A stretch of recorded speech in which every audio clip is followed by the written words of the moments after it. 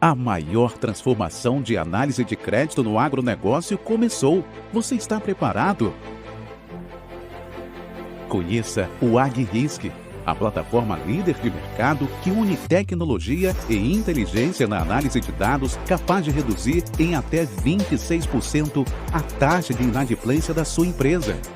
O AgRisk é o único motor de crédito que analisa o comportamento e a composição de dívida do seu cliente com apenas um clique. E não para por aí. Com a plataforma você também pode saber o nível de endividamento do seu cliente, acessar mais de 50 fontes de dados para ter consultas completas de certidões, protestos e score. Você também consegue ter todo o mapeamento de ESG Compliance e exploração econômica do cliente a nível Brasil. Além disso, usando o AgRisk você consegue acessar os processos jurídicos da maioria dos tribunais do Brasil em um só lugar, conhecer o patrimônio do seu cliente, inclusive com imagens de satélite, acessar o Birô de Crédito e mais. Você ainda consegue fazer o registro da sua CPR direto na B3. Com centenas de empresas do agronegócio utilizando nossa plataforma, estamos inovando o mercado de análise de crédito. Tudo isso sem franquia, sem mensalidade, sem barreiras de utilização e com usuários ilimitados. Inicie imediatamente a redução de inadimplência do seu negócio. Solicite agora sua demonstração. AgRisk, a sua nova plataforma de análise de crédito no agronegócio. Minha opinião, com a alteração que existiu na lei de recuperação, acho que tem algum áudio aberto, pessoal. Com a alteração que passou a existir na lei de recuperações judiciais e falências, foi incorporado a lei de RJ, a extraconcursalidade da CPR física. Então, a gente vai ter uma analogia, né? A gente vai comparar os dois. Eu estou falando de uma... Porque a pergunta veio CPR, alienação fiduciária e penhor. Se eu estou falando de qual é a melhor delas, né? Vamos ter que olhar de maneira separada. A lei foi alterada para permitir que a CPR física, pessoal, é a CPR de entrega de produtos, seja considerada extraconcursal quando existir uma recuperação judicial. E, paralelamente, a gente também está falando da alienação fiduciária, que, pela própria lei, também permite essa extraconcursalidade, mas existem ressalvas e a gente sabe que a gente está enfrentando bastante. Se eu tiver com um olhar de recuperação judicial, se eu tiver uma CPR, por exemplo, financeira, e não física, financeira, e estou acoplando a ela um penhor, uma luzinha vermelha pode se acender aí para vocês com relação à extraconcursalidade.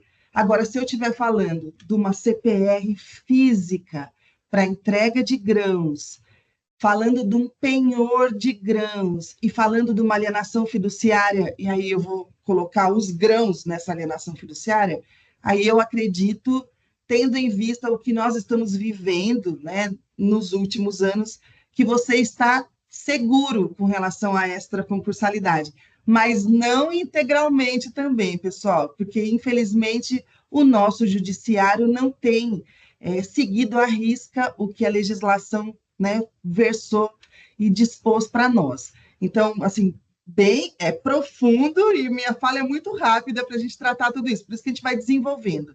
Mas, nesse primeiro momento, nessa pergunta, eu, Karina, seguiria orientando todos vocês a trabalharem com uma CPR física, com um penhor ou com uma alienação fiduciária de grãos, para que vocês estejam mais seguros.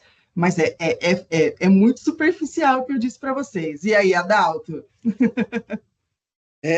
Tudo bem, Karina? Prazer tudo realmente bem, estar muito com bom. vocês aqui, dividir com a doutora Karina, já falei para ela, falo para todos, excelente advogada, simpática, muito boa, sempre de trocar ideias, conversar, então fiquei feliz quando soube que seria junto com a Karina, né? Obrigada, Adalto. Admira muito seu trabalho, doutora Karina. E eu achei que a doutora Karina pensa exatamente como eu, né? Acho que assim, para tentar resumir, Quando a dor é recuperação judicial, né?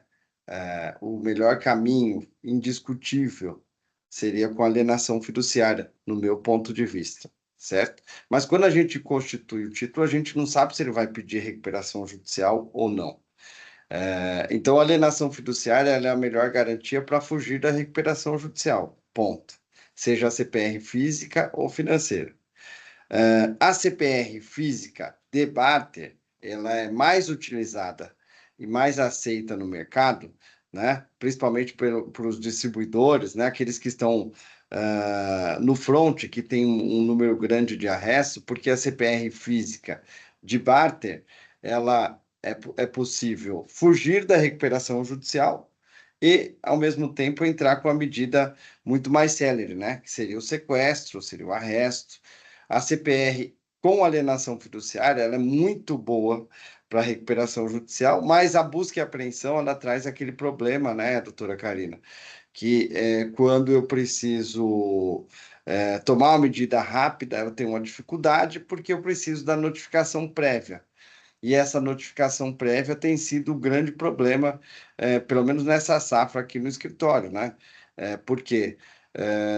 Como é que eu vou fazer a notificação prévia de um produtor que colocou um endereço lá na fazenda?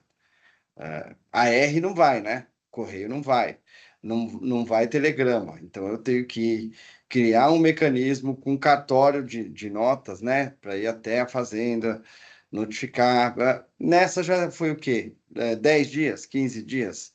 E aí ocorre a frustração do nosso cliente, né? Fala, poxa, eu fui na CPRF, na CPR com a F, pensando em fugir da recuperação judicial, e na prática ele não pediu RJ e eu tive que executar, eu perdi o time, né? Então, é mais ou menos isso, né, Karina? A CPR física com barter, ele pode encaixar nos dois e talvez por isso ainda tenha um grande volume, né? Agora, Karina, eu vou fazer uma provocação aqui, porque vários clientes, né, e pessoal que escuta a gente aí, live, curso e tudo mais, vieram fazer um comentário que eu acho que é super pertinente e legal a gente colocar aqui, porque eles não são advogados, né? O questionamento que se faz normalmente é esse, Karina.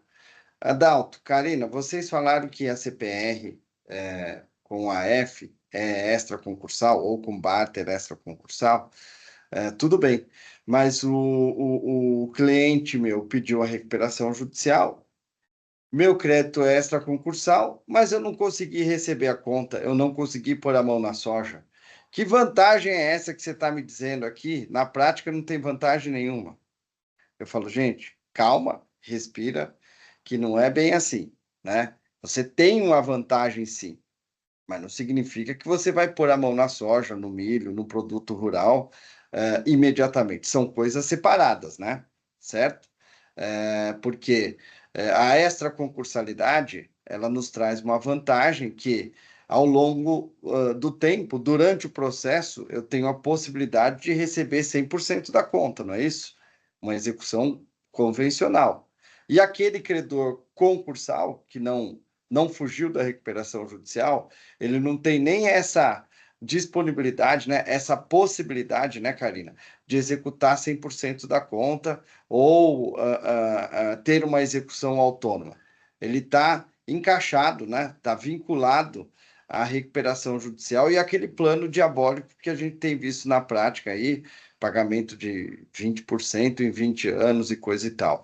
Então, assim, há uma vantagem, sim, né? Indiscutivelmente, se comparado quem é o concursal com o extra-concursal. Mas não significa necessariamente que por ter um ACPE, um crédito extra-concursal, eu vou receber a conta naquela safra. Eu vou conseguir pôr a mão na soja naquela safra, né? Porque aí existem questões processuais que vão além do direito material, né? É o direito de ampla defesa da outra parte, é o direito do recuperando alegar que aquele bem não pode ser posto à mão porque é essencial, né? E a gente também até fez uma provocação no grupo.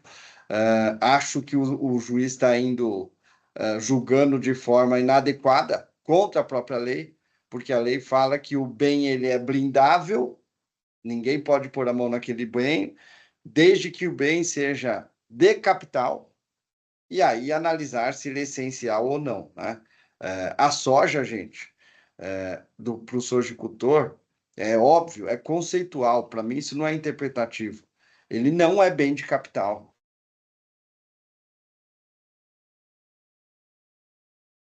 Adalto, o seu microfone mutou. Perdão. Tá Então, aí. eu estava falando do bem de Ó, capital, né? Que a soja não é um bem de capital. Logo, o juiz não tem nem que analisar se ele é essencial ou não é.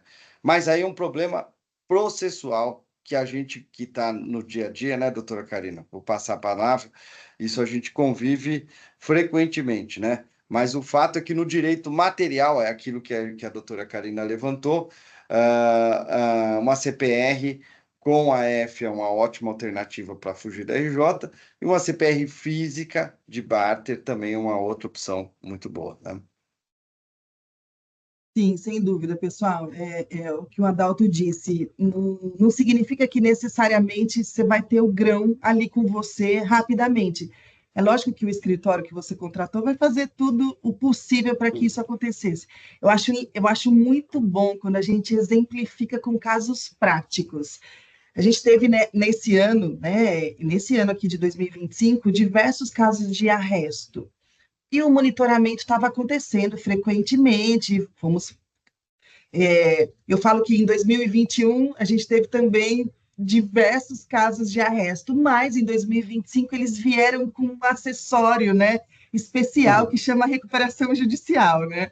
Então, nesses casos que nós tivemos aqui no escritório, 100% deles, dos produtores rurais, entraram com recuperação judicial. Esse outro e esse último que foi deferido ontem, o arresto, o monitoramento aconteceu, esse produtor rural não entrou em RJ ainda, mas existem, né, rumores aí que ele vai entrar, ou que entrou e está em segredo. Ele não entrou, e o monitoramento não foi eficaz, pessoal. Não, e eu acho que é muito importante para vocês também essa dica, não foi eficiente. Se você converter em valores, era 9 milhões de reais essa execução para entrega de coisa incerta. Se você converter em financeiro, né? Mas era uma CPR física e o meu cliente bobeou, não fez os registros adequados, a empresa de monitoramento não foi eficaz. De um dia para o outro, o grão sumiu.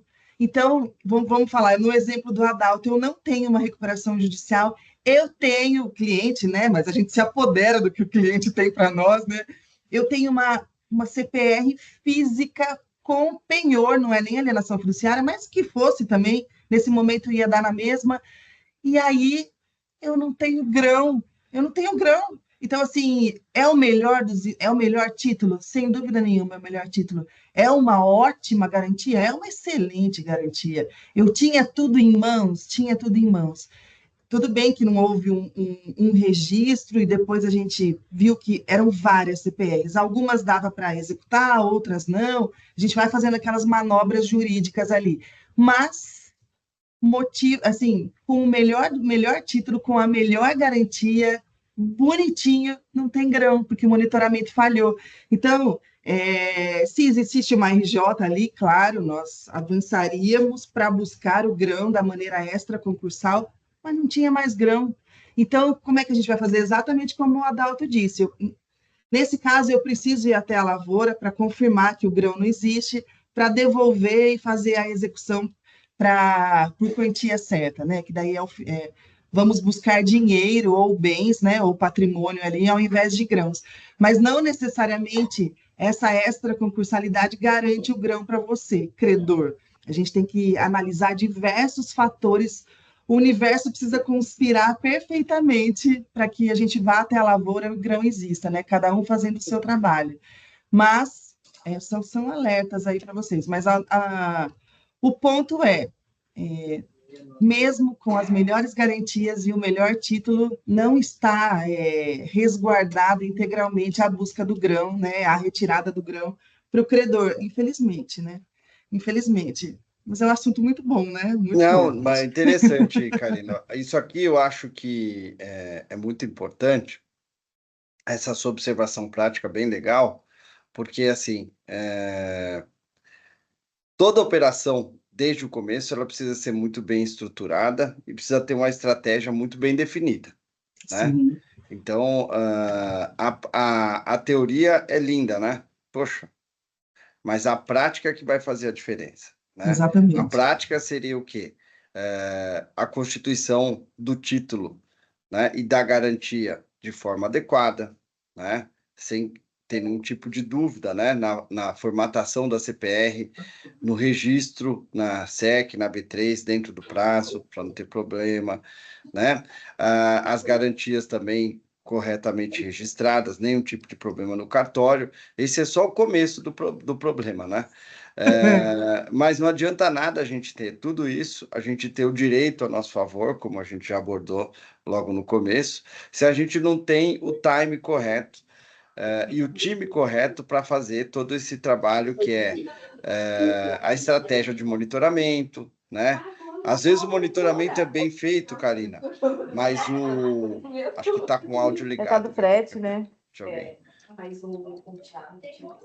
Às vezes tudo isso é muito bem feito, né? Mas o time não foi correto, né? De apertar o botão. Foi feito um bom monitoramento também, mas quando a gente decidiu se movimentar, quando a gente não, quando o crédito decidiu movimentar o jurídico, já era tarde demais, né? Por quê? Porque a gente sabe que o produtor, quando ele está mal intencionado, ele utiliza de várias artimanhas, né? Dentre elas, de colocar soja, milho, na trade em nome de terceiro, né? Em Sim, outra fazenda que não seja aquela que eu tenho meu penhor, minha alienação. Então, sim. esse trabalho de monitoramento e o time de começar a judicializar o caso, ele é muito importante, né? Então, você vê que o crédito é cada vez mais estratégia, desde o começo, né, da escolha, né, que foi a primeira pergunta da Gabriela, qual que eu escolho, né? Desde a escolha até o momento de começar o procedimento de busca e apreensão, de sequestro, de arresto, enfim, né? Acho que é bem interessante essa sua colocação, Karine, né? Muito bom. Não está no nosso escopo aqui, né, mas acho que é bastante importante também. Eu e meus colegas aqui, a gente dá algumas aulas também para cursos de pós-graduação, e todas as turmas existe uma grande pergunta. Eles falam para a gente, professora, fala para mim, por favor, como é que eu fico fora da recuperação judicial? Porque eu não sou um grande fornecedor para aquele produtor rural. Então, as garantias nunca sobram para mim. Dentre as garantias que, né, eu nunca vou ter um imóvel, o produtor rural nunca vai me dar um penhor ou uma alienação fiduciária dos grãos. Como é que eu faço, então, para eu ter segurança na hora de oferecer aquele crédito, né, de oferecer os insumos, fazer o barter também? Como é que eu faço? Eu fico desprotegido? Eu acredito que isso é uma grande pergunta também dos operadores do crédito, né? E a gente gosta muito de falar que não existe agro sem crédito. Então, a posição de vocês, a posição do operador do crédito, se não for equiparada ao do professor, né? Por quê? Porque é fundamental para a sobrevivência e para a continuidade do país e da economia. E aí, pessoal, façam as perguntas aí, mas essa é uma pergunta que nós ouvimos muito. Infelizmente, por isso que é importante que vocês estejam num bate-papo como esse, para entenderem também, né? Ah, que ótimo que existe alienação fiduciária, que existe penhor, que existe uma CPR física, mas na prática eu opero com duplicata. Então, como é que a gente pode fazer para, né, para garantir na verdade, como é que a gente pode orientar que esse operador do crédito, esse vendedor também, né, que está lá na ponta, consiga uma garantia apropriada aí ao ponto de ficar fora de uma recuperação judicial? Talvez eu não tenha uma resposta boa para essa pergunta, infelizmente. Tem gente que levantou a mão, eu não sei se é para complementar essa pergunta. Fica à vontade aí. Bom dia, pessoal. Bom dia. É só Bom para dia. perguntar se as perguntas nós vamos fazer falando ou pelo chat, que o chat está Não, desativado. pode falar que eu acho que é mais fácil. Também acho, interage Pessoal, pode bastante. ficar à vontade para levantar a mão e aí eu vou escolhendo aqui, a gente vai fazendo organizado, mas pode ficar à vontade. A minha pergunta seria, nesse mesmo contexto de CPR física ou financeira, a questão de alienação fiduciária do imóvel. Como é que vocês estão vendo essa garantia? Embora seja, às vezes, uma parcela pequena da fazenda, mas aí entra a questão da essencialidade. Posso Pode, responder, Adalto, Karina? pode. Bom, na verdade, bom dia, né, Diogo? Eu acho que a alienação fiduciária do imóvel é a melhor das garantias, vamos dizer assim, certo? Primeiro, você está livre da recuperação judicial, correto? Livre. Sou essa concursal. Bacana. Segundo, eu não tenho que me preocupar com a questão do time e nem de monitoramento, certo? Porque o bem vai estar lá, não vai sair do lugar, né?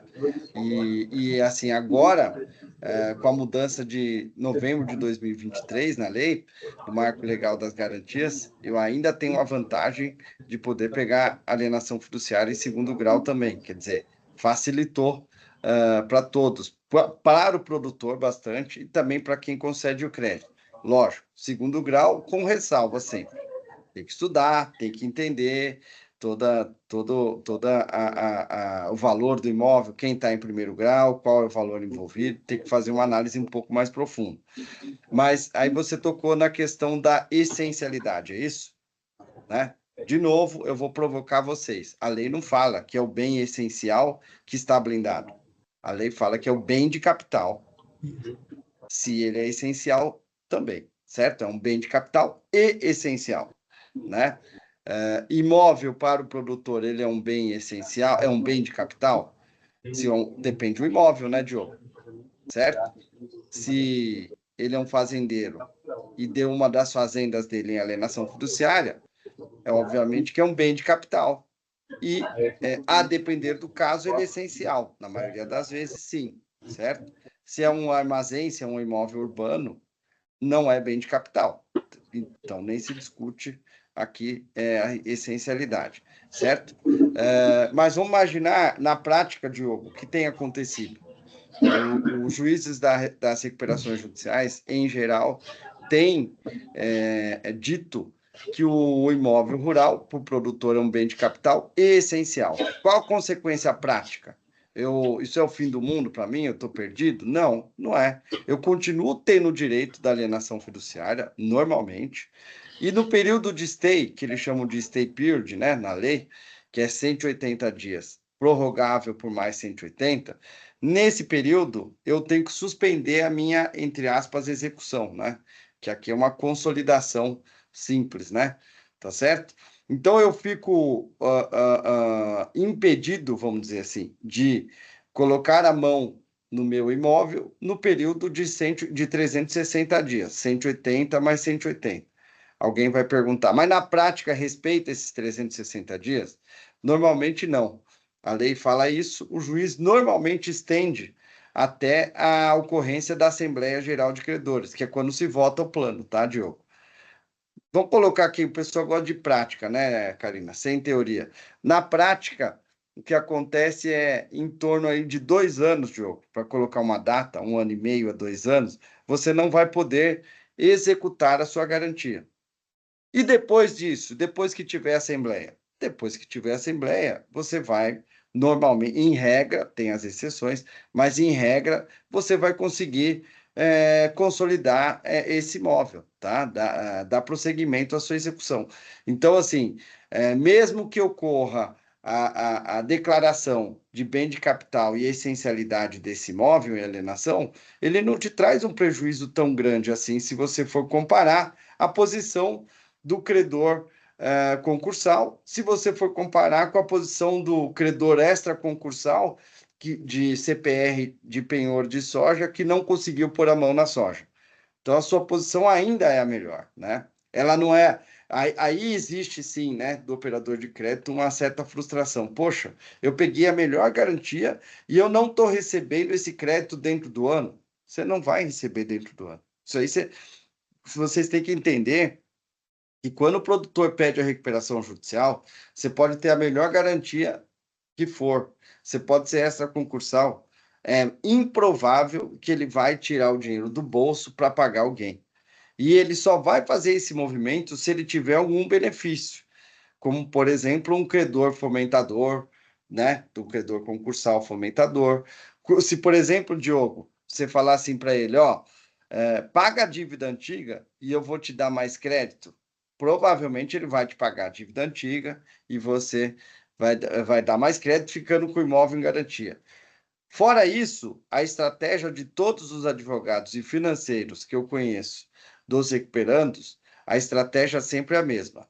Não tirem um centavo do bolso sem que aquilo traga algum benefício direto, tá, para a sua operação. Então, a estratégia é essa, tá? Às vezes, até quando eu vejo, Karina, o produtor querendo pagar o distribuidor, fala, poxa, eu tenho uma relação tão boa com o Diogo lá, cara, minha família conhece a família dele, será que não tem como eu pagar? O advogado falou assim, sem chance, negativo. Eu que agora comando, você tem um financeiro, e qualquer movimento diferente vai estragar a estratégia, que é uma estratégia macro, né? Então, independente da garantia, Diogo, receber dentro do ano é caso raro, né? Você conta nos dedos. A partir do momento que o produtor pediu RJ, a estratégia é não pagar nada por um período aí de 2 anos, que é o período de carência que eles normalmente pedem, né? Tá? Isso aí, acho que o Adalto falou tudo. Mas um ponto bom, né, baseado na fala do Adalto, é que é claro que a recuperação judicial é um horror, né? Ela é difícil mesmo, ela é cruel, mas ela não acabou. Não acabou. Se você tem realmente uma extraconcursalidade, se você tem uma alienação fiduciária, não é imediato que você vai chegar ao seu crédito, ao seu grão, ao seu imóvel, mas não aconteceu o apocalipse, não findou-se todas as esperanças, há algo ainda que pode ser feito. Então, eu acho que isso o mercado olha para a RJ, e nós também, advogados de credores, né, sem dúvida nenhuma, a gente olha como, não acredito, tem RJ, mas ainda o desastre não aconteceu. Digamos que o desastre seja a falência mesmo, né? Mas aí a gente está falando de produtor aí. O desastre é quando não tem mais opção nenhuma, mas se você tem um crédito bem constituído, se você tem o título que é extraconcursal, se tem uma operação de barter, se você tem uma alienação fiduciária, calma, conscientize-se que não vai ser imediato, mas vai acontecer, vai acontecer. Acho que é um ponto importante aí para a gente. Sem dúvida. Tem advogados que não lutam muito. Entrou com o RJ, agora é só esperar o primeiro e o segundo edital, aí a gente vai ver em quantas parcelas, em quantos milhões de anos os pagamentos vão acontecer. Mas não necessariamente é isso. Há necessidade de ter, sim, uma luta, né? Uma luta para que aquilo aconteça. Sendo concursal ou extraconcursal, né? Eu acho que é isso mesmo. Tem que ser combativo. Exatamente. Mesmo eu, como concursal, costumo dar trabalho, né? Para, de repente, trazer um plano melhor para... Precisa incomodar, né, Adalto? Incomodar. Incomodar. A Ana e Rosiane, é isso, Sim. Gabriela? Quem que pergunta, Isso. que levantou a mão primeiro aí? Ana, você pode falar. Olá, bom dia a todos. Bom dia. Oi, Ana. Bom dia. Meu nome é Ana Cristina e eu estou falando aqui do estado de Mato Grosso, cidade de Sapezal. Eu sou advogada e há 3, 4 anos aproximadamente eu estou trabalhando para uma revenda de uma distribuidora de produtos e insumos agropecuários, né? E a gente faz todo esse trabalho aí de garantias, emissão de CPR física, financeira. E aí a minha dúvida é no seguinte sentido. Nós temos na CPR hoje, tanto na física quanto na financeira, nós temos uma cláusula baseada ali no artigo 397 do Código Civil, que fala da constituição em mora do devedor independente de notificação, né? E aí, os doutores aí estavam falando, né, da busca e apreensão no caso de alienação fiduciária. Essa é a garantia que nós usamos aqui em todas as operações. Sempre vai ser alienação fiduciária de grão ou de imóvel em outros casos. Mas no caso do grão, quando os doutores falaram da busca e apreensão, me surgiu essa dúvida. Então, no documento que nós temos aqui hoje, nesse formato, com essa cláusula expressa, eu posso entrar com o arresto executivo? Não, não, Ana. Por quê? Pelo seguinte motivo. A lei de CPR, que é a lei especial, né? Tá? É uma lei especial que trata da CPR.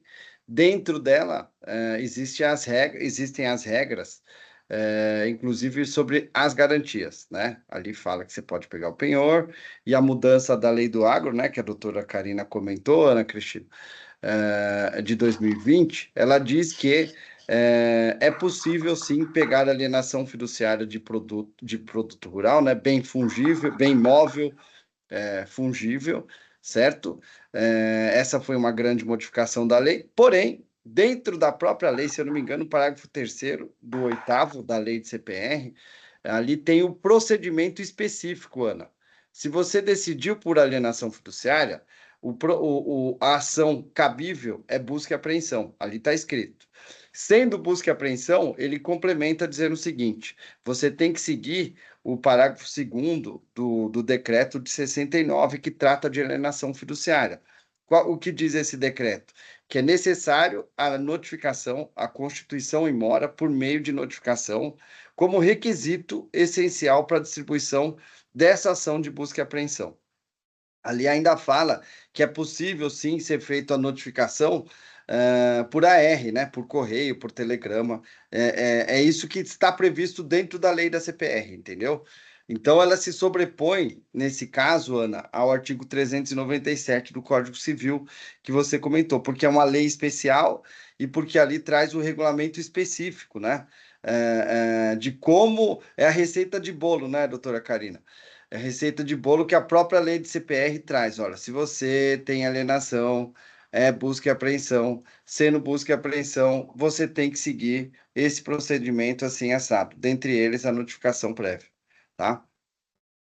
Aí que causa o grande transtorno, né, Ana? Prático, né? Né? Tá. Eu já vi alguns casos até onde no corpo da CPR ali inclui uma cláusula dizendo que o emitente, o devedor, ele autoriza que as notificações sejam feitas por e-mail. E aí descreve o e-mail dele ali. Bacana. E nesses casos entende que é possível. Uma vez que ele tenha recebido o e-mail, provas que ele foi notificado, né? O que o STJ tem pacificado também sobre a matéria, tá? A notificação, ela tem que ser feita no endereço descrito no contrato, aqui no caso CPR, certo? Então, se não tem essa sua cláusula, Ana, e ali coloca o endereço dele como a Fazenda São João, a notificação tem que ser feita na Fazenda São João, certo? Mas, como a doutora Ana aqui já foi esperta, inteligente, já criou uma cláusula específica sobre notificação, se ali tem um outro endereço urbano, por exemplo, é por ali que a gente vai fazer a notificação. Se tem o e-mail, é por ali que a gente vai fazer a notificação. O que tem de margem de discussão, tá, Ana? É assim, se eu mando esse e-mail para ele e ele não me dá uma devolutiva, dizendo assim, recebi, tá? Isso pode gerar uma discussão. Então, tudo aquilo que é mais prático normalmente gera discussão no direito. É quase que uma regra geral, né? Tá? O mundo dos sonhos, para mim, é o endereço urbano. Porque o endereço urbano, se eu mando AR e ele não recebe, ele é válido. Isso também é o posicionamento fixo do STJ. Não, ele não precisa receber a minha carta de notificação. Eu tenho que demonstrar que eu entreguei no endereço indicado. Ponto. Né? Pode falar, doutora Karina. Não, é isso aí, é uma receita de bolo que tem que ser seguida, mas é bastante inteligente a inclusão da cláusula, sem dúvida nenhuma, e a sequência, mas um caso prático que aconteceu aqui é que havia uma conversa já acontecendo no e-mail com o produtor rural, já existia uma conversa de tentativas de negociação. E o e-mail estava lá constando exatamente como suficiente para receber notificações. E aí, naquelas conversas, a notificação saiu para constituir ele em mora naquele e-mail, porque as conversas aconteciam. E com o aviso, aquele avisinho eletrônico de recebimento, ele não respondeu. E aí a gente fez uma ata notarial. Naquele único caso deu certo, porque nunca mais aconteceu dessa forma. Perfeito. Então, fomos para o cartório, fizemos a ata notarial e que comprovou, naquele caso, houve a comprovação de que a mora havia sido constituída ali com a notificação através do e-mail. Então, é importante essa inclusão da cláusula e também o olhar do advogado, o que eu posso fazer, né? O que será que eu posso Porque a doutora tentar? Carina foi muito inteligente, ela se protegeu um pouco mais de uma eventual discussão, né? Então, quer dizer, criou uma ata notarial, trouxe fé pública que realmente ele recebeu, que depois a gente perde o documento, ou se discute se é válido ou não. É esse o ponto, tá, Ana? Traz margem de discussão, sim. A gente tem que tomar todos esses cuidados. E mesmo com a própria ata, né, Adalto? Lógico, a gente também não sabe traz como é que é. margem. Mas muitas vezes a discussão acontece com grão dentro de casa. Aí é mais fácil. Aí é muito mais fácil, aí a negociação acontece, né? Exatamente. Aí a negociação acontece. Eu sempre falo isso, gente, se tiver a oportunidade de trazer o grão, traz e depois a gente discute, depois a gente resolve. Aí a mesa fica preparada para o acordo. Exatamente. Maravilha, pessoal. Muito obrigada. Quem mais agora, Gabi? Rosiane, você pode à vontade para fazer essa pergunta. Bom dia, pessoal. Bom dia, doutora Adalto, doutora Carina. Rosiane. Bom dia. Tudo jóia, né? Tudo bem? Na verdade, tudo ótimo, graças a Deus. Na verdade, eu queria só tirar uma dúvida em relação justamente à CPR no que diz respeito às garantias. Eu posso fazer o registro tanto da F quanto do penhor. E eu, enquanto credora, determinar a melhor forma de execução. Se for uma RJ, com certeza eu vou optar pela alienação fiduciária, mas se for um caso, talvez, de desvio de produto, é óbvio que eu vou pelo penhor, porque é mais célere e eu consigo o sequestro. Sim. Tem alguns cartórios, inclusive aqui, eu atuo em Minas, Tocantins, ali no Maranhão, Pará, e tem alguns cartórios que se negam a fazer o registro dos dois institutos. Aí eu sempre tenho que debater através de nota devolutiva, porque não há na legislação nada que me proíba de fazer o registro dessas duas garantias. Os doutores se deparam com isso também. Tem alguma dica que possa nos dar para rebater e argumentar? Porque tem uns que, de fato, não querem fazer o registro.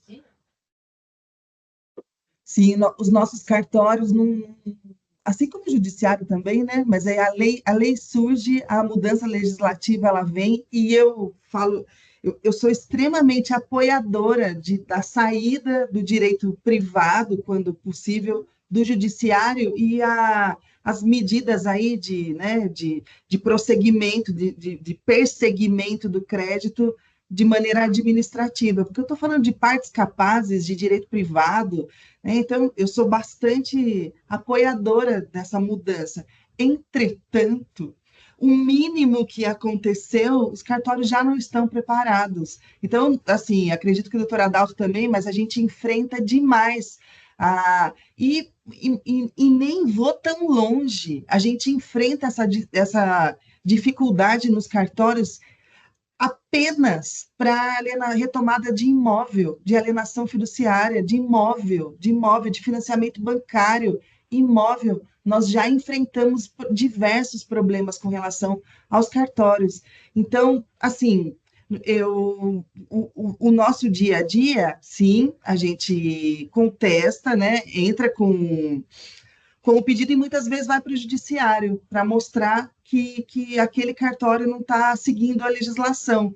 Vai para a corregedoria, reclama na corregedoria, mas e aí acaba sendo eficaz naquele, mas há um atraso A morosidade, gigantesco, né, uma doutora Karina? morosidade gigantesca, gigantesca. A gente tem cliente no Pará também, é complexo, é complexo.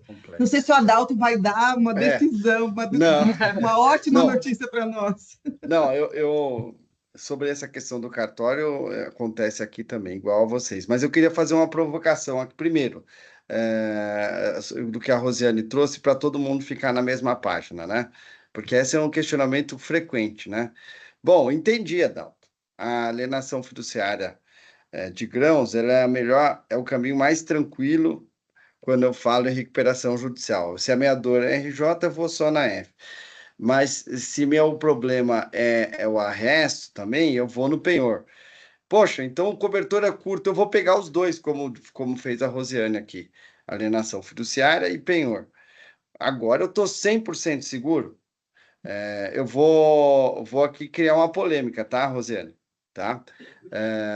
Eu penso Tá o de olho. seguinte, antes do vencimento, certo? Ele pediu a recuperação judicial. Qual garantia você usaria? Você já comentou, né, Rosiane? Vai pela F, né? Você não precisa provar se é barter, se não é isso?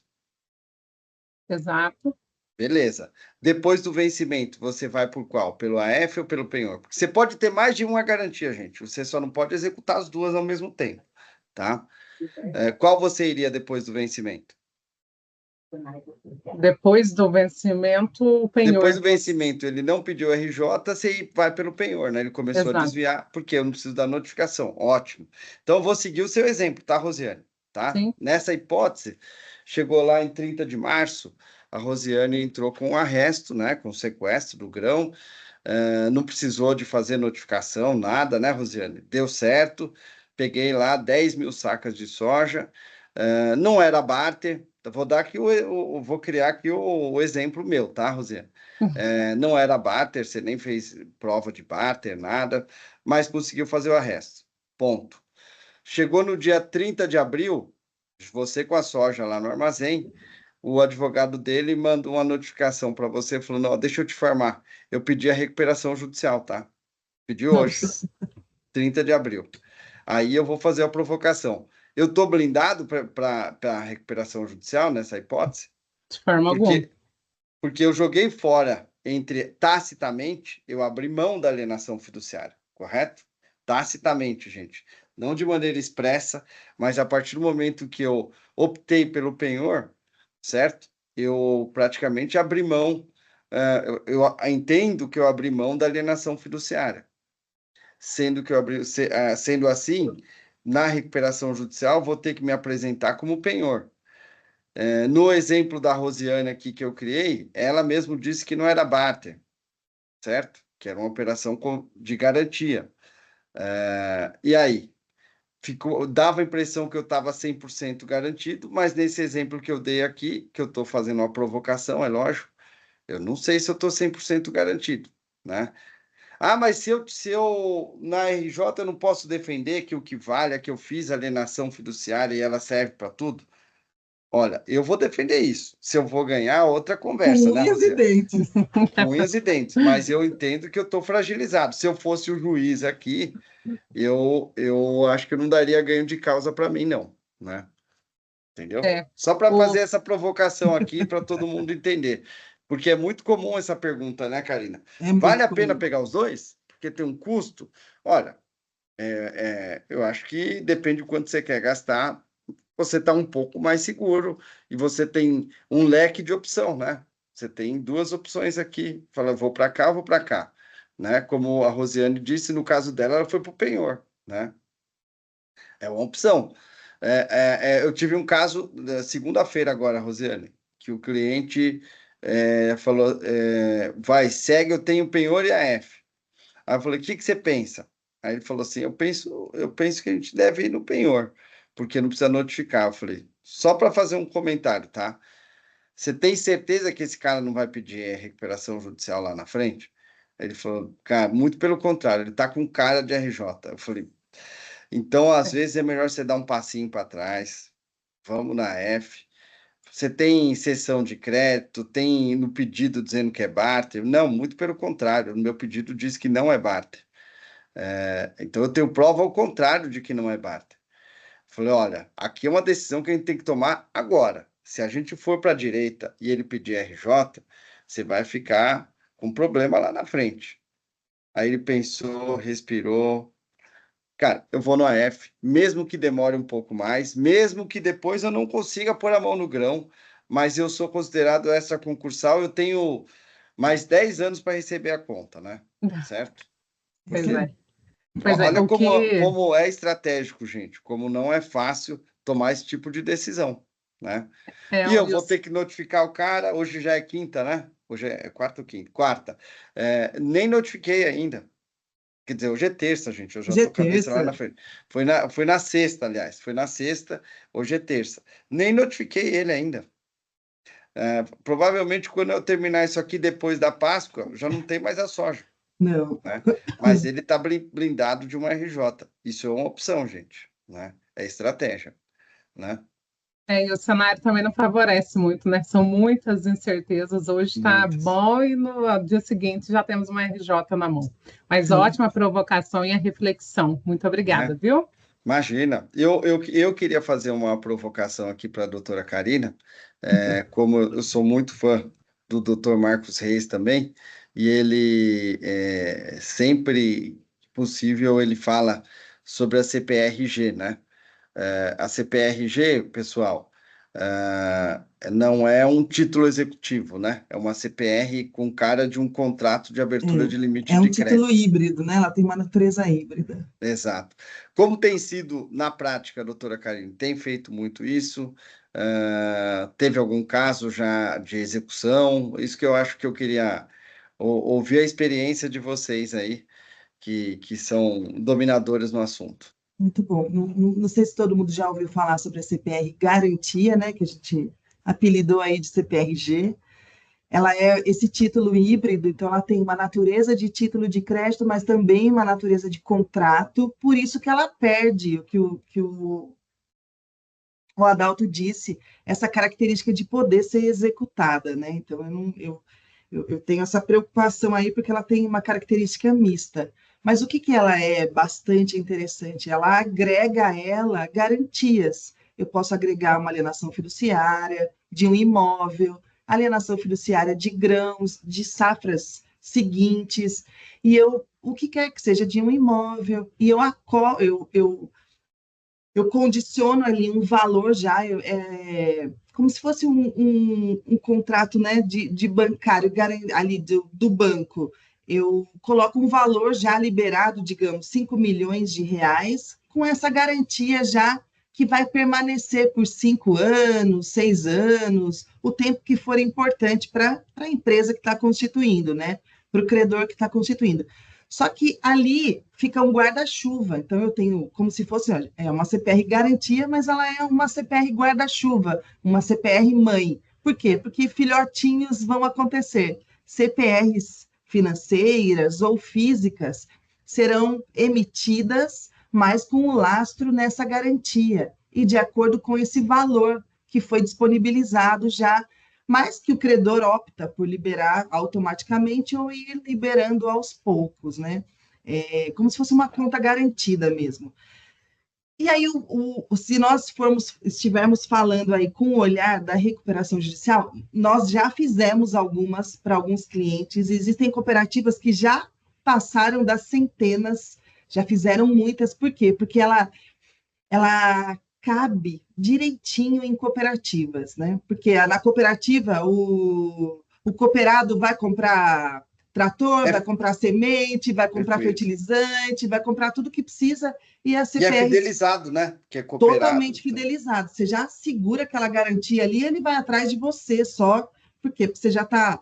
Você registrou uma única vez, você gastou uma única vez com todos os registros, embora os cartórios estejam tentando fazer de maneira diferente, mas a ideia é que uma única vez os registros sejam feitos. Na prática, com relação à inadimplência, ela nunca aconteceu, nunca chegou aqui no escritório. Ainda mais porque nós entendemos que para uma novidade legislativa acontecer, a não ser que ela já esteja existindo na jurisprudência, ela demora cerca de 10 anos para que realmente ela ela se firme e Que a gente aconteça com possa usar frequência. como jurisprudência mesmo, né? Porque uma Pois decisão é. isolada não é jurisprudência, né? Não, isso não aconteceu ainda, né? Eu não tenho nem decisões isoladas, Adalto. Mas se você for pensar nela, na estrutura dela, numa recuperação judicial, é exatamente tudo que a gente conversou. A gente tem que olhar para a garantia, tem que olhar se é barter, tem que olhar se é uma CPR física, se teve alienação fiduciária. O olhar é o mesmo, o olhar vai ser o mesmo. Mas na prática, elas já estão existindo, mas a inadimplência delas não aconteceu. Nós não as levamos ao judiciário ainda para Isso, entender. isso é um sinal que a garantia é boa, né? Se não teve Sim, que inadimplência. essa fidelização aconteceu mesmo, né? Exatamente, né? Na hora de Esse vídeo, escolher qual credor pagar, eu vou escolher aquele de que fato. é mais fiel ali. Acho que tem uma pergunta da Tainara. Pode falar, Tainara. Bom dia, pessoal, tudo Bom bem? dia, tudo Tudo. bem, Doutora Tainara? Karina, doutora Dalto. Eu tenho um questionamento para fazer. Com relação à lei da RJ, a gente tem um artigo ali, um parágrafo, que fala que não se sujeitam aos efeitos da RJ as obrigações, os contratos realizados dentro do ato cooperativo, entre a cooperativa e o seu cooperado, tá? Então, a gente está tendo mais de um caso aqui, Aqui DRJ, aonde? Só para a gente saber. Conta para numa nós. cooperativa da região central do Rio Grande do Sul. Tá bom. Ótimo. Então, assim, foi levantada essa questão em algumas reuniões, né? E eu queria ouvir de vocês, assim, se vocês já vivenciaram isso na prática, né? Já. Se tem Já. jurisprudência já nesse sentido, excluindo da RJ essas obrigações do ato cooperativo entre a organização e o cooperado, enfim, o que tem de decisão nesse sentido? Tainara, a respeito dessa relação entre cooperado e cooperativa, né? Quando ocorre a recuperação judicial, isso tem sido bem tranquilo quando a gente fala numa operação entre uma cooperativa agrícola convencional, como é a sua, né? Por isso que eu anotei aqui, Cooperativa Regional Central do Rio Grande do Sul. É aquela cooperativa convencional, tradicional. Não é a cooperativa de crédito, certo? A cooperativa, então, respondendo sua pergunta, bem tranquila essa discussão, tá, Tainara? Firme, tranquilo. É lógico que você vai tomar algum susto aí quando você pegar um caso, porque o cooperado vai colocar você como concursal, você vai falar, ué, mas o Adalto, a Karina falou que é extra. Sim, a estratégia dele é colocar você como concursal para ver se você dorme no ponto, não faz a defesa e você perde ali o seu direito, tá? Mas tem sido tranquilo a questão entre cooperado e cooperativa agrícola. Ponto. Quando a gente fala de cooperado, de cooperativa de crédito, e aí a gente pode falar do quê? De Sicredi, né? Cicobi, Coopercred, Cressol. Cicobi, né? Aqui já entra uma certa discussão bem calorosa, né? Uhum. Nos grupos aí de recuperação judicial, a gente tem visto muito decisões de segunda instância defendendo que aquela cooperativa de crédito ela não se caracteriza um ato entre cooperado e cooperativa, porque as características da cooperativa de crédito se assemelham a uma instituição financeira, né? Que não é um ato de cooperado ali nesse empréstimo, entre aspas, feito entre cooperado e cooperativa de crédito, né? Aí, quando a gente fala desse assunto, a gente tem uma bola dividida, tá? Tem decisões favoráveis ao produtor rural, dizendo que aquilo não é um ato cooperado, e tem decisões favoráveis à cooperativa de crédito, sim, que ela é constituída, que o estatuto ali prevê, que realmente tem essa característica, não pode se equiparar a uma instituição financeira, tá? É isso que eu tenho visto na prática, Tainara. Não sei se ficou claro para você. Eu também aqui, desse lado também, Tainara, a gente, das cooperativas comuns, né, esse susto que o Adalto diz, a gente reverte ele no tribunal, muitas vezes, porque tem juízes que mesmo em primeira instância não dão não, então é um susto maior até. Aí depois a gente sobe, o tribunal tem revertido. Agora, as financeiras, a gente conseguiu algumas decisões favoráveis ao ato cooperado mesmo, mas houve recurso praticamente da parte contrária em todas. Então, vamos ver como é que o tribunal vai se posicionar, mas acho que de todas as RJs, a gente conseguiu 3 positivas só para decisões que foram procedentes aí para o ato cooperado em cooperativa financeira. Mas aí, nós daqui não subimos ainda para o STJ, não tenho nada esperando decisão, a gente está caminhando para ver como é que os tribunais vão se posicionar. Mas a discussão é boa aí. A equiparação à instituição financeira é enorme, né? Que os meus clientes não me ouçam, né? Mas e nem o judiciário, quando eu falo diferente nas defesas. Ela gera discussão, sim. Né? Sim, sim. Então, assim, doutora Karine e doutora Adalto, essa questão para as cooperativas agropecuárias, agrícolas, é mais tranquilo, então, vamos dizer assim, esse posicionamento. Para as financeiras de crédito é outra situação. Exatamente. Exatamente. Tainara, inclusive aqui fazendo um gancho, né, sobre o movimento de mercado, né? Você pode o pessoal do Centro-Oeste, principalmente, pode até dar esse relato aí prático. As cooperativas, elas têm um volume muito maior no Sul, né, doutora Karina? Sim, né? sim. Paraná, principalmente, Rio Grande do Sul. E o que tem acontecido nos últimos anos, recente? O pessoal está subindo, as cooperativas estão subindo. Então, já Mato Grosso do Sul já está dominado, né? Já há algum tempo, né? A Coamo já tinha lá, tudo mais, mas elas estão subindo. A LAR, né? Cevale. Agora, em Goiás, Mato Grosso, nessa safra aqui, na 25, 26, já vai ter uma presença significativa de cooperativas, tá? Na 163, aqui na região ali de Catalão, Goiás, já está começando a entrar Uberlândia. E isso aí é por acaso? Não, é porque a Tainara disse aqui. Caramba, então a cooperativa ela está blindada desse grande problema que é a recuperação judicial?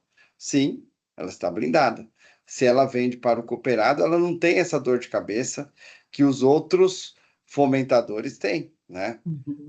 Mas isso não representa tanto. Representa, gente.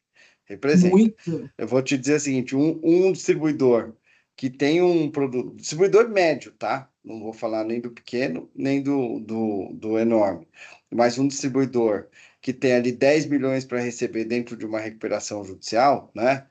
Que sabe que não vai receber aquele ano, representa o lucro da empresa, talvez de um ano e pouco aí, certo? Sim, Se ele sim. tem 2 tomos desse, aí já vai para 2 ou 3 anos, né? E aí, até de se pensar se não é o caso desse distribuidor pedir a recuperação judicial até, porque ela vai ter problema de crédito no mercado. Né? Então, assim, essa dor de cabeça a cooperativa não vai ter.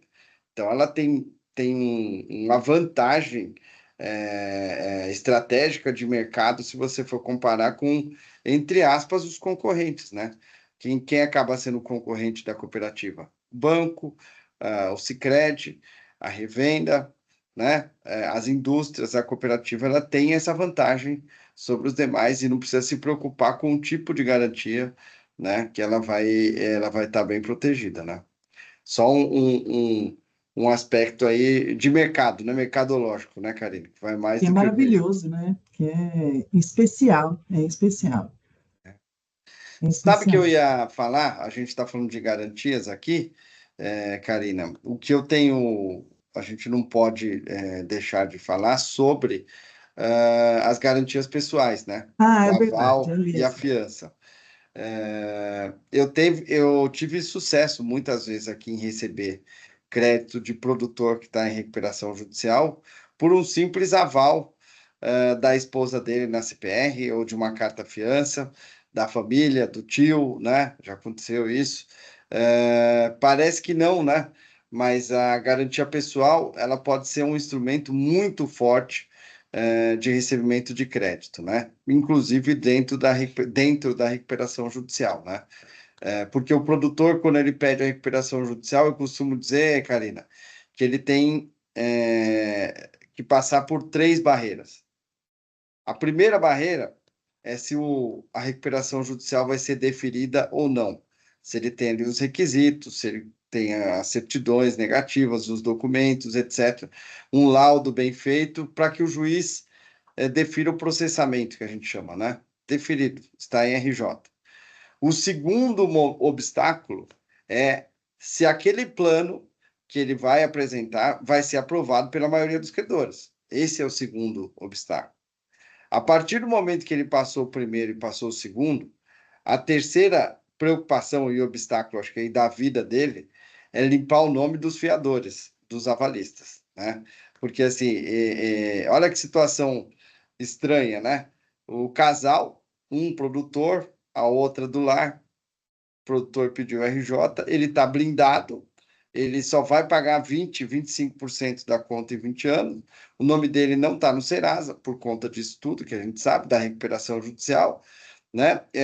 Ele vai ficar 2 anos ainda sem pagar ninguém, porque pediu carência. E, por outro lado, a esposa dele não pode usar nenhum cartão de crédito, né? Está com a dívida lá milionária porque ela foi fiadora ou avalista de algumas operações.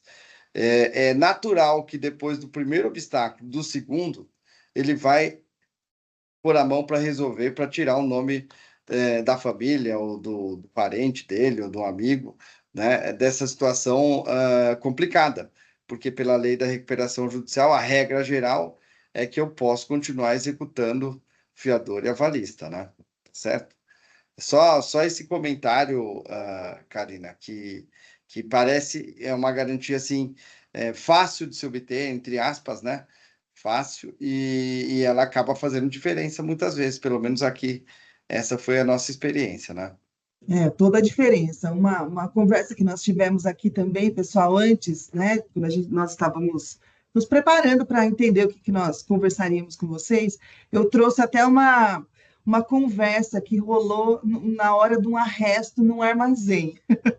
Eu até troquei essa ideia com a Adalto. Bastidores, Nos bastidores. O nosso advogado voltou para o escritório e falou, olha, tem uma certa trading que o rapaz que estava lá no armazém junto comigo e é um operador ali do agro mesmo, não é alguém que sabe o que estava falando mesmo. Ele falou, não, aqui na trading a gente não faz contrato, nem CPR, a gente não põe aval, não põe fiança, não põe nada mais. Por quê? Porque vai entrar em RJ e na hora que entrar em RJ, o produtor coloca a família inteira, até neto que nem nasceu, ainda já está lá na recuperação judicial. E aí eu fiquei pensativa sobre isso, porque quando esse advogado voltou, ele voltou como se isso fosse uma certeza. Olha, realmente, pessoal, para que a gente vai colocar aval e fiança? Aí eu fiquei pensativa, eu falei, não, pelo contrário, isso não pode se propagar aos credores, né, aos operadores. Por quê?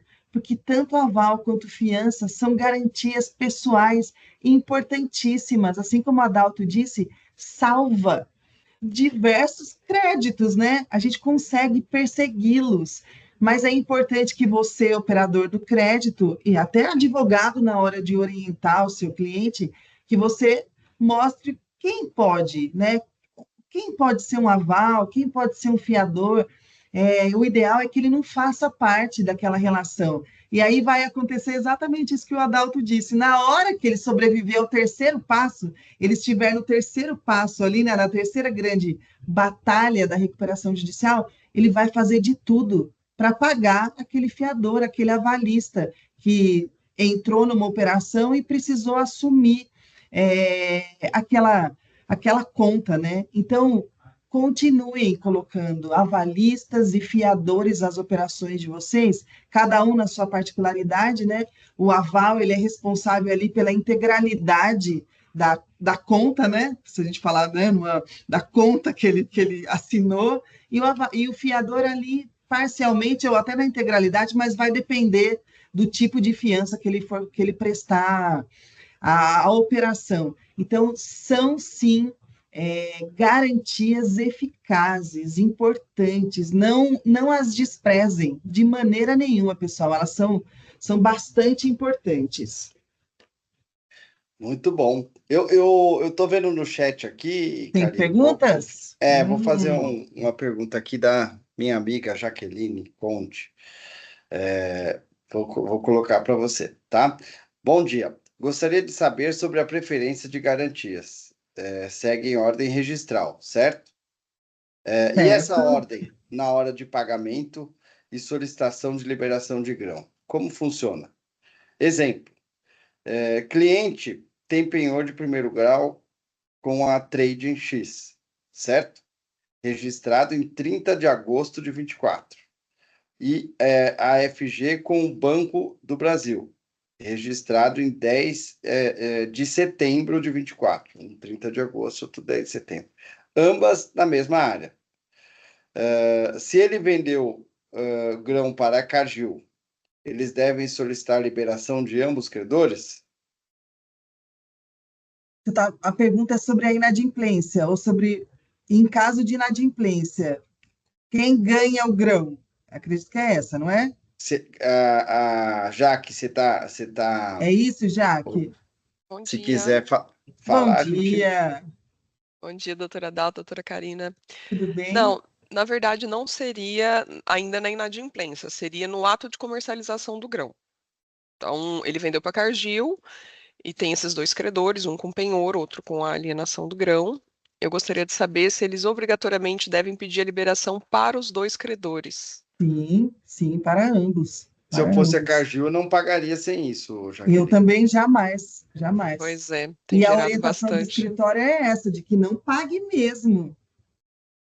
Quantos forem os credores, tem que solicitar a liberação de todos.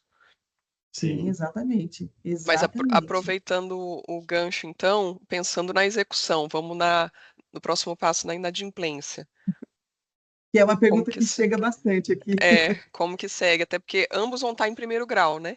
Sim, mas por causa desse conflito de ambos em primeiro grau, nós entendemos aqui que a preferência é do primeiro registro. Então, no seu caso, é do penhor ou da alienação fiduciária? Não é o do Banco do Brasil, é o anterior. É o penhor da Trading. É o penhor da Trading. Por quê? Porque ele foi registrado antes. E independente acontece, da garantia, né, doutora independente. O que vale é a ordem de registro, tá, Jaqueline? De registro aí. Perfeito. E agora ficou mais fácil, agora de 2022, 2023 para cá, né? Porque é tudo no mesmo cartório e tudo mais. Mas aí é muito melhor, né? Muito melhor. Antes a gente sofria, porque era um cartório e o outro, você tinha que pegar as certidões e tudo mais, né? Eu acho que ficou mais fácil. Mas é isso mesmo. Acho que alguém levantou a mão aqui para perguntar. Mesmo. Camila, eu acho que a Camila levantou. Na verdade, eu tinha levantado a mão justamente para comentar sobre o assunto da Jaque, porque o que a gente vê na região é que eles consideram tanto o primeiro registro e acabam esquecendo do segundo registro. E às vezes aquele primeiro momento já foi 100% concluído, que é o que acontece muito. As trades não estão respeitando a sequência de registros. Mesmo que tenha o primeiro grau, eu já vi isso acontecer aqui. Seja o penhor ou a AF, eles pegam só o primeiro protocolo que vem mencionado lá na certidão. O resto eles esquecem. E o risco está com eles, na verdade, né? Porque nós não podemos executar, acredito eu, porque nós temos direito ao grão. Perfeito, é uma falha administrativa gravíssima, total. Né? E muitas vezes a gente pensa, nossa, olha o tamanho dessa trade, como é que faz isso? Como é que isso acontece? Acontece. Inclusive, que bom que os advogados existem daí. O motivo da minha pergunta é justamente esse da Camila, que a gente não tem visto a solicitação de liberação para os demais credores, né, que seria o segundo, terceiro grau, que seja. E uma outra situação que a gente tem identificado é em caso de a mesma situação, mas invertendo, né? Vamos supor que o Banco do Brasil tem o primeiro grau, e em segundo lugar, segundo grau, tem a trade. Então, eu vendo para um terceiro, que não tem penhor, e quando eles pagam na conta desse banco que tem o penhor, não pede liberação de ninguém. como se o dinheiro que ele estivesse comprando grão e liberando para o Banco do Brasil fosse para a quitação do débito, embora a gente não consiga vincular. Uhum. Também pode ter problema, né? Deveria pedir autorização Pode. do próprio Banco do Brasil, ainda que Sem caia o dúvida. recurso lá, né? Sem dúvida. E acontece mesmo, né? E assim, o mercado, não sei quantos trabalham no Banco do Brasil ou para o Banco do Brasil, mas o mercado sabe que o Banco do Brasil não quer grão também, né? Exatamente. Então, Ele acaba negligenciando, né? Negligencia. Exatamente. Que Pessoal, mais? eu vou só ler uma pergunta da Bruna aqui no chat. Ela perguntou assim: se eu formalizar a duplicada mercantil ou promissória antes do cliente abrir a RJ, mas quando eu cobrar ele já for estar em RJ, perco essa garantia formalizada? Se quiser, eu não entendi o comecinho Se Eu eu da vou- formalizar pergunta. a duplicata mercantil ou promissória antes do cliente abrir a RJ, mas quando eu vou cobrar ele já está em RJ, perco essa garantia formalizada? Acho que aqui a resposta é simples, né, doutora Karina? Bruno, nesse caso, seu crédito é concursal. Por quê? Concursal. Porque ele não tem a garantia da alienação fiduciária, não tem a CPR de barter Ainda uma física, duplicata, né? né? Não, o que mais que a gente poderia até fugir aqui? Não tem uma fiança ou um aval de terceiro que não está na RJ, Sim, né? Então, quer dizer, seu crédito é concursal mesmo, e concursal. você vai ficar dependendo do plano que vai ser apresentado, né? Se ele for apresentado e a maioria votar a favor, é aquilo que está previsto. Você não pode cobrar um centavo a mais, nem a menos, né? É o que a classe, de um modo geral, tem a receber e ponto final, né? Submissão mesmo. Submissão, né?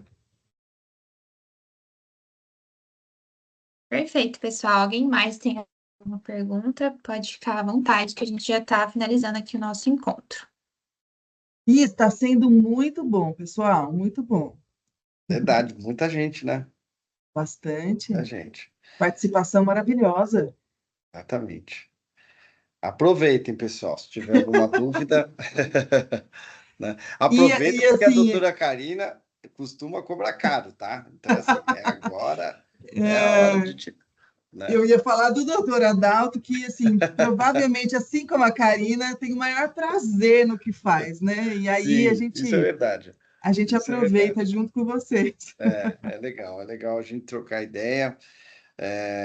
E como você disse no começo, é uma troca que a gente aprende. Fala, nossa, eles estão fazendo assim, deixa eu pensar numa saída para isso, né? A gente fica sempre matutando, né? É isso aí, o Dr. Marx tem o livro, eu falo que é nosso, né? Porque eu ajudo ele a escrever, mas o livro de Sim. crédito rural, e a gente está fazendo a 4ª edição, daqui a pouquinho está saindo a 4ª edição. Sim. E um ponto que a gente vai ampliar é um capítulo sobre a recuperação judicial. E eu falo para ele que esse escritório não devia chamar reis, devia chamar rainhas, né? Mas.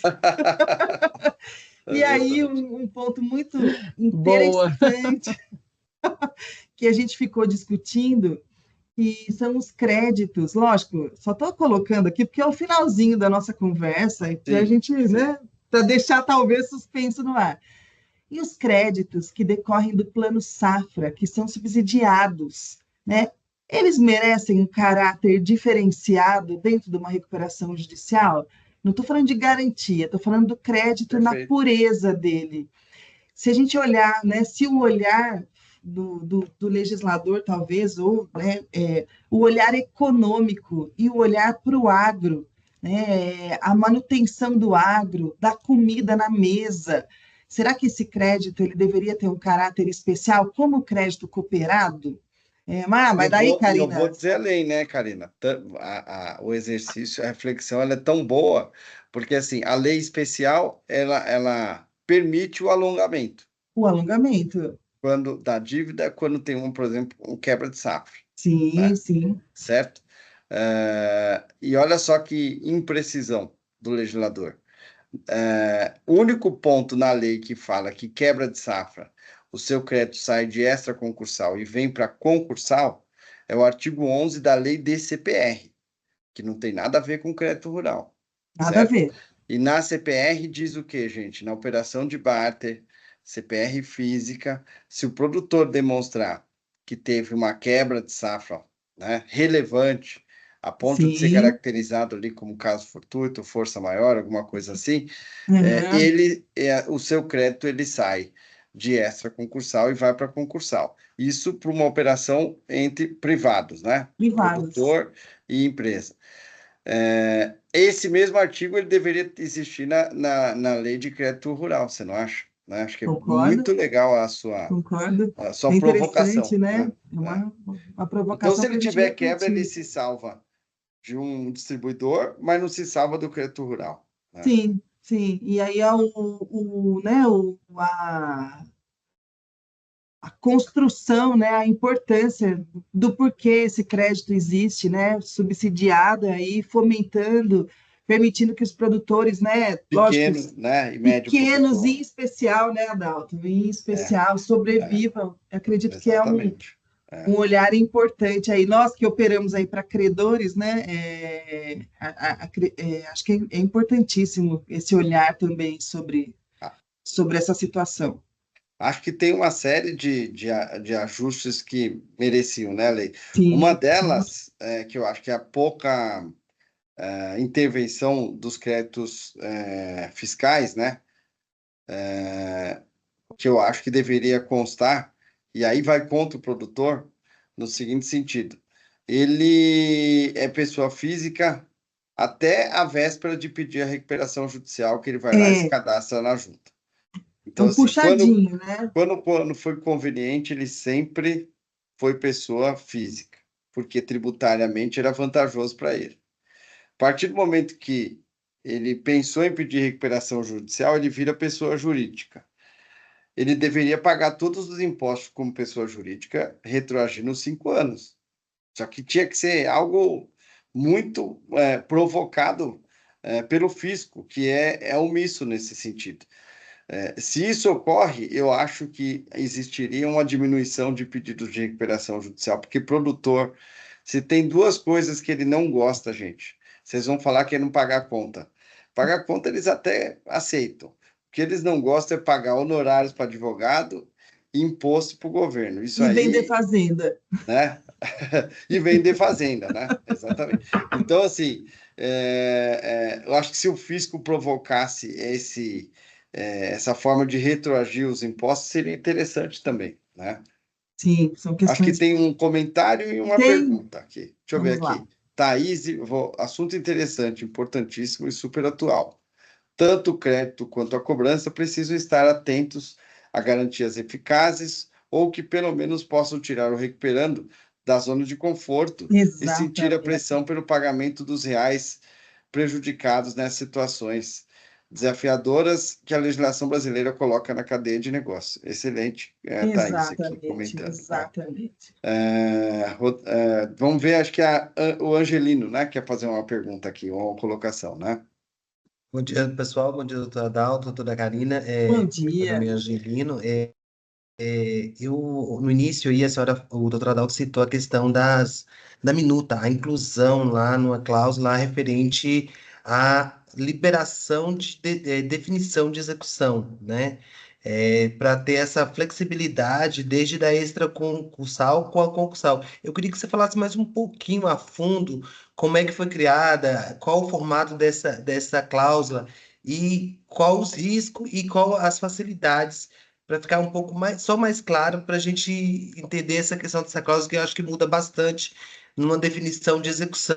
Né? Qual cláusula, Angelino? Pode ser que eu acho que eu perdi aqui. Eu estava anotando o chat aqui, eu perdi um pouco o seu começo, Angelino.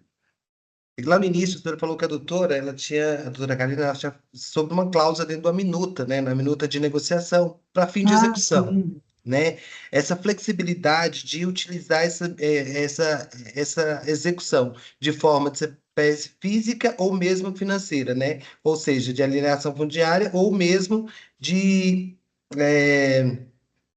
concursal ou extraconcursal. Eu queria que só me adentrasse um pouco mais nessa cláusula, porque eu achei interessante, porque isso é interessante na hora de execução, né? Definição de execução dependendo do processo.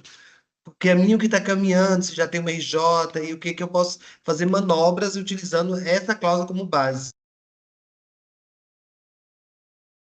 Acho que é você, doutora Karina. Tá. O que nós havíamos conversado naquela ocasião foi que a colega disse que ela inseriu dentro do contrato da CPR uma cláusula informando que, em caso de inadimplência, o devedor seria notificado via e-mail.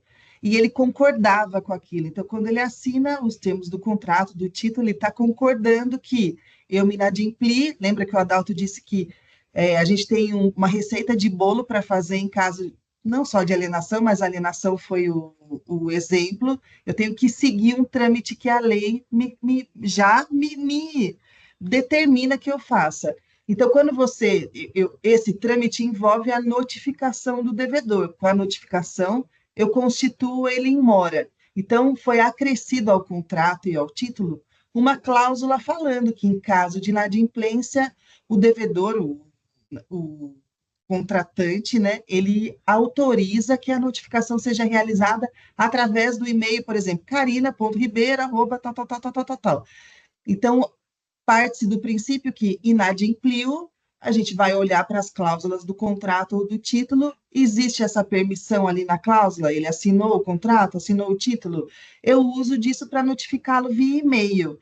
E a minha contribuição nesse ponto foi que nós já tínhamos, num caso exatamente que havia previsão de notificação através do e-mail dele, nós tínhamos uma conversa porque nós estávamos em tratativas de acordo e nós passamos uma proposta de acordo para ele por e-mail e ele devolveu a proposta. Então, a gente usou daquela mesma cadeia de e-mails para colocar essa notificação constituindo ele em mora.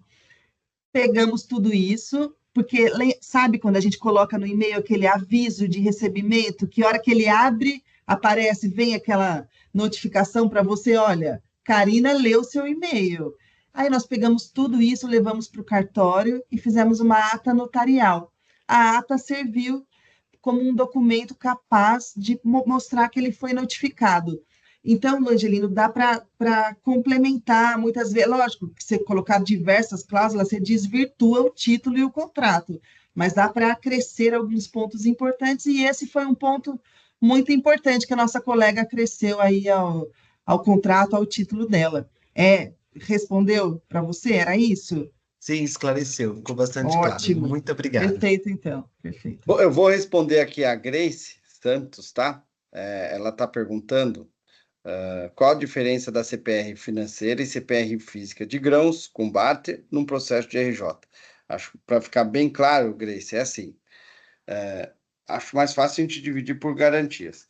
Quando você tem alienação fiduciária, seja ela uma CPR física ou CPR financeira, o seu crédito é extraconcursal, certo, Grace? CPR física ou financeira com AF, extraconcursal, certo? Certo. Com penhor, Bom dia, gente. com penhor, a única possibilidade do crédito ser considerado extraconcursal é com a CPR física.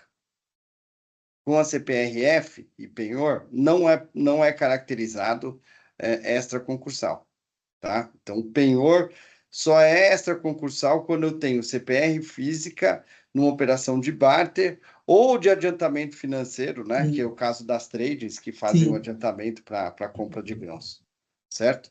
São só nessas duas hipóteses. Ficou claro, Grace, essa divisão? Ficou sim. Tá? Diogo, Pessoal, pode vamos só Obrigada. finalizar com o Diogo. Tá Pode bom. ir, fica à vontade, Diogo. Sim, a pergunta depois que o plano for aprovado, ou depois do pedido da RJ,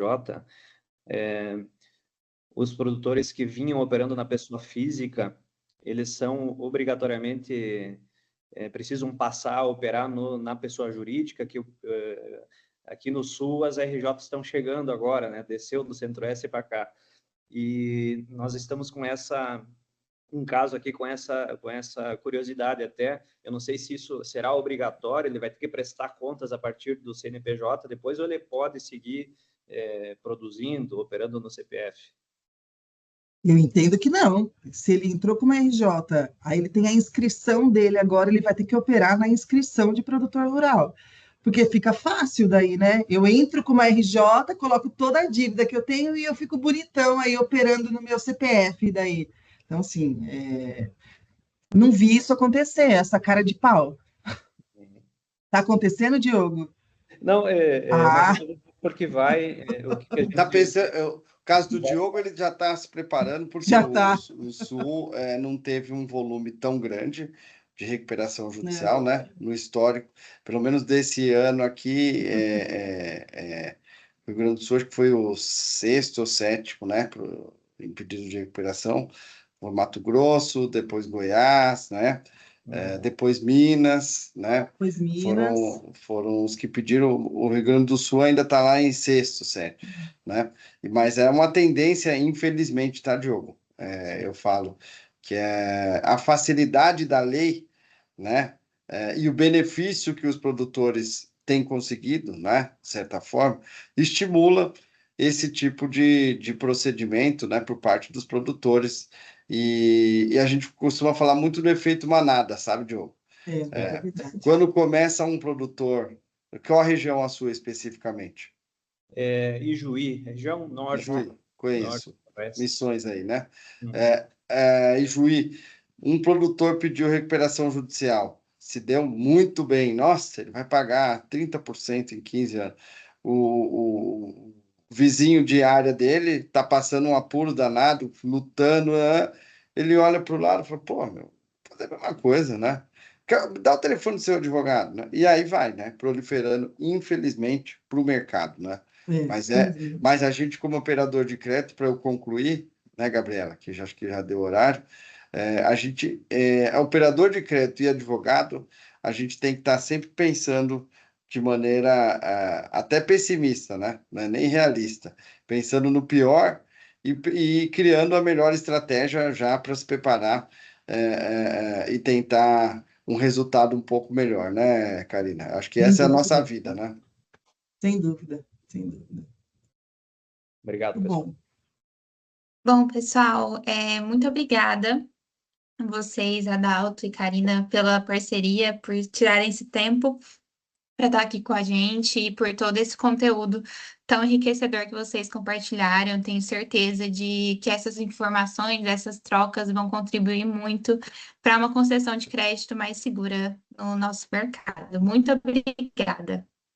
Muito bom. Obrigada, pessoal. Foi uma honra. É isso aí. Continuem buscando conhecimento, participando de rodadas, sendo curiosos, né, com o que está acontecendo, questionando mesmo. É assim que a gente aprende e muda as Evolui, né? situações do nosso país e evolui. Exatamente. Foi um prazer.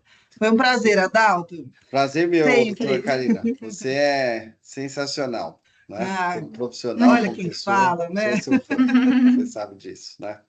Tá? Pessoal, e nossa rodada ainda não acabou, a gente tem uma novidade para vocês. Já que a gente está falando aqui de fortalecer a estrutura do crédito, vocês sabem que a cobrança é uma das maiores dores do nosso setor, né?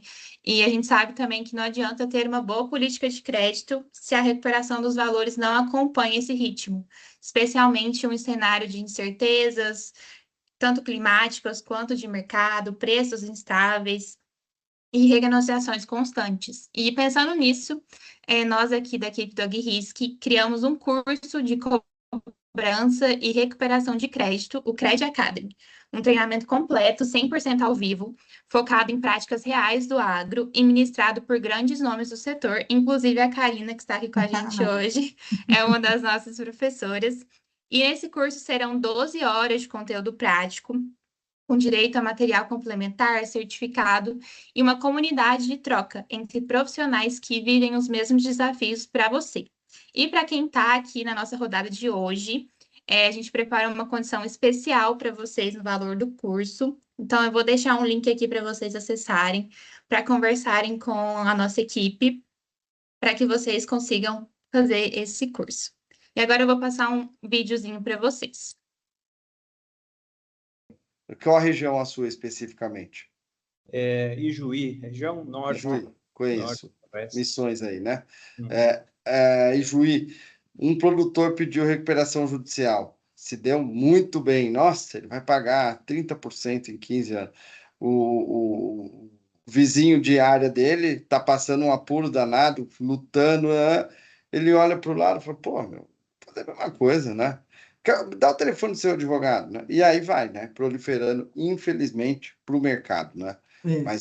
Mas a gente, como operador de crédito, para eu concluir, né, Gabriela, que acho que já deu horário, a gente, operador de crédito e advogado, a gente tem que estar sempre pensando de maneira até pessimista, né? Não é nem realista, pensando no pior e criando a melhor estratégia já para se preparar e tentar um resultado um pouco melhor, né, Karina? Acho que essa é a nossa vida, né? Sem dúvida, sem dúvida. Obrigado, Muito pessoal. bom. Bom, pessoal, muito obrigada a vocês, Adalto e Karina, pela parceria, por tirarem esse tempo para estar aqui com a gente e por todo esse conteúdo tão enriquecedor que vocês compartilharam. Eu tenho certeza de que essas informações, essas trocas vão contribuir muito para uma concessão de crédito mais segura no nosso mercado. Muito obrigada. Muito bom. Obrigada, pessoal. Foi uma honra. É isso aí. Continuem buscando conhecimento, participando de rodadas, sendo curiosos, né, com o que está acontecendo, questionando mesmo. É assim que a gente aprende e muda as Evolui, situações do nosso país e evolui. Exatamente. Foi um prazer. Foi um prazer, Adalto. Prazer meu, Sempre. doutora Karina. Você é sensacional, né? Como profissional, Olha como quem pessoa, fala, né? sou seu fã. Você sabe disso, né? Tá? Pessoal, e nossa rodada ainda não acabou, a gente tem uma novidade para vocês. Já que a gente está falando aqui de fortalecer a estrutura do crédito, vocês sabem que a cobrança é uma das maiores dores do nosso setor, né?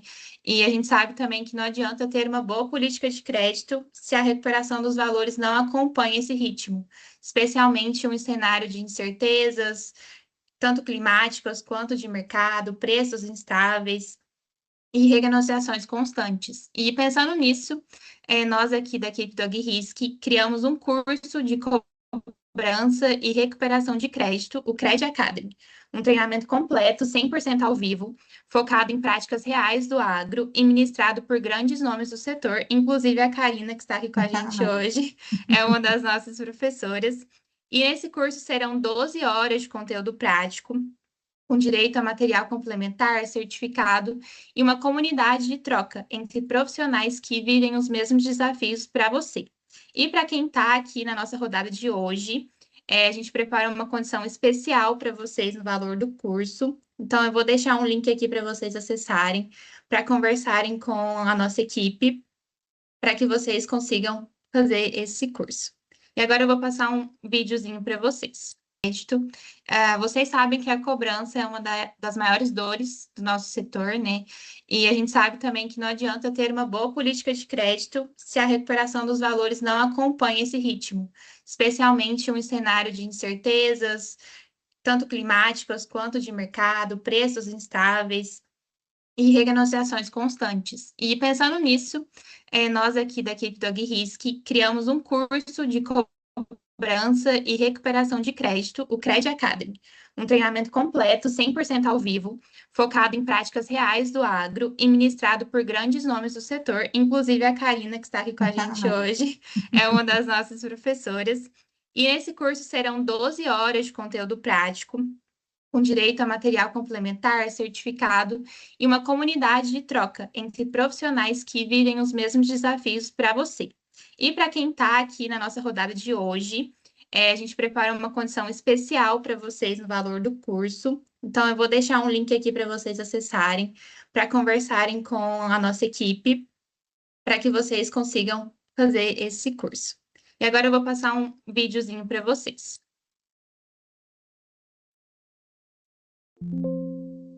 Com a missão de unir os profissionais do crédito agro e mantê-los informados sobre o mercado, nasceu a comunidade Guardiões do Agro. Nossa visão é clara: ser referência para profissionais do crédito agro, trazendo inovação, trocas de experiências e informações de qualidade. Acreditamos que o crescimento acontece quando o conhecimento é compartilhado. Juntos, enfrentamos desafios, buscamos soluções e moldamos o futuro do crédito agro. Ser um guardião é ter acesso a conteúdos exclusivos, o melhor networking do mercado e ser reconhecido pelas suas contribuições. Se quer transformar o crédito agro, junte-se a nós e faça parte dessa evolução.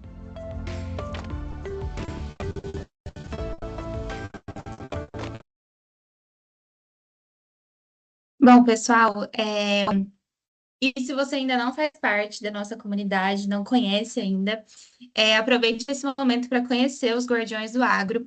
Essa comunidade é um espaço criado especialmente para vocês, clientes AgRisk. Hoje nós temos mais de 950 membros já conectados, trocando experiências e soluções práticas para os desafios do setor agro. Então, ao longo dessa conversa, a gente explorou um pouco sobre as garantias e como isso impacta diretamente a segurança do crédito agro, especialmente em tempos de recuperação judicial mais frequentes. E nós sabemos que não existe uma fórmula mágica, mas sim estratégias bem definidas, com suporte jurídico sólido e o conhecimento técnico aplicado à nossa realidade. E é por isso que eu agradeço a participação de cada um de vocês que tiraram um tempo para estar aqui conosco hoje. Obrigada por enriquecerem essa troca de conhecimento e experiências com perguntas, comentários e a presença de vocês. E lembre-se que esse debate não termina aqui, ele continua lá na nossa comunidade, onde a gente pode conversar, a Karina e o Adalto também estão lá, então onde a gente pode continuar essa troca de informações. E é isso, pessoal, muito obrigada pela presença de vocês. Tchauzinho. Obrigada, pessoal. Tchau, tchau. Tchau, até mais. Tchau, Obrigado. pessoal. Obrigada.